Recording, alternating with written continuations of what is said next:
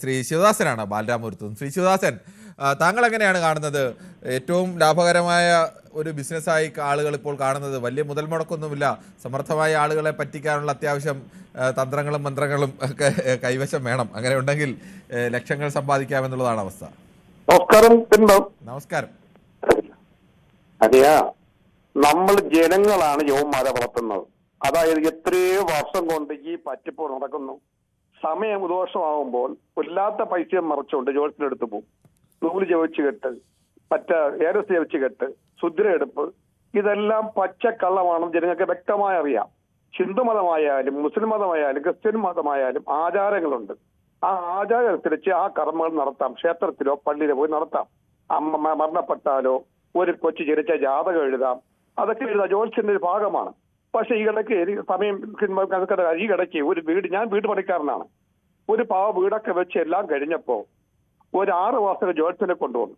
ജ്യോത്സ്യന്റെ പേര് ഞാൻ പറയുന്നില്ലേ, പിന്നെ അദ്ദേഹം കേൾക്കുമായിരിക്കും, ഫേമസ് ആണ്. അദ്ദേഹം ഒന്ന് പറഞ്ഞു, ഞാൻ വെച്ച വീടാണ് അത്, നിങ്ങൾ കന്നി കന്നി മൂലയിലാണ് ബാത്റൂം, ഇത്രയും പെട്ടെന്ന് ഇടിച്ച് മാറ്റണം, എങ്കിൽ മാത്രമേ ഇത് മുമ്പോട്ട് പോകാൻ പറ്റൂ. ഞാൻ കണ്ടു, സാറെ എന്നോട് ക്ഷമിക്കണം. പറഞ്ഞോളൂ ശിവദാസ, നമ്മളെ കന്നി എവിടെയാണ് സാറേ? നമ്മളെ കന്നി എവിടെയാണ്? നമ്മളെ വേസ്റ്റ് എവിടെ കിടക്കുന്നു? അതേപോലെ സൂക്ഷിച്ചു വെച്ചാൽ പോരെ? ഇതൊക്കെ എന്തോന്ന് സാറേ, നമുക്ക് മാത്രം എന്തൊക്കെ കന്യമൂല എന്ന് പറഞ്ഞ് പാവം ഇടിച്ച് പൊളിച്ച് കൊണ്ടുകൊണ്ടാ കാര്യം. കന്യമൂല ഭാഗത്ത് ബസ് വീതി കുറവാണ്. ഇടേ സൈഡിൽ കന്യമൂല വന്ന് നമ്മൾ നിൽക്കുമ്പോൾ വലേ സൈഡ് നമ്മളല്ല, ആ ഭാഗത്തല്ലേ വേസ്റ്റ് വന്നത്. ഈ പാവങ്ങൾ ഇങ്ങനെ പറഞ്ഞ് കൊള്ളാമെന്ന് ചോദിച്ചു, അദ്ദേഹം തർക്കിച്ചു. അതുപോലെ ഈ ഇടയ്ക്ക് എന്റെ അമ്മ മരണപ്പെട്ടു. എനിക്ക് ഈ വിശ്വാസം, എന്റെ അണ്ണൻ പറഞ്ഞു പൂജ അത്രയെന്ന് പറഞ്ഞു. അത് അമ്മയ്ക്കൊരു ദോഷമുണ്ട്, കരുനാളുണ്ട്. ഞാൻ പറഞ്ഞു ഇത് പറ്റൂല, തട്ടിപ്പാണ്, നടക്കൂല, ഞാൻ സഹകരിക്കില്ല.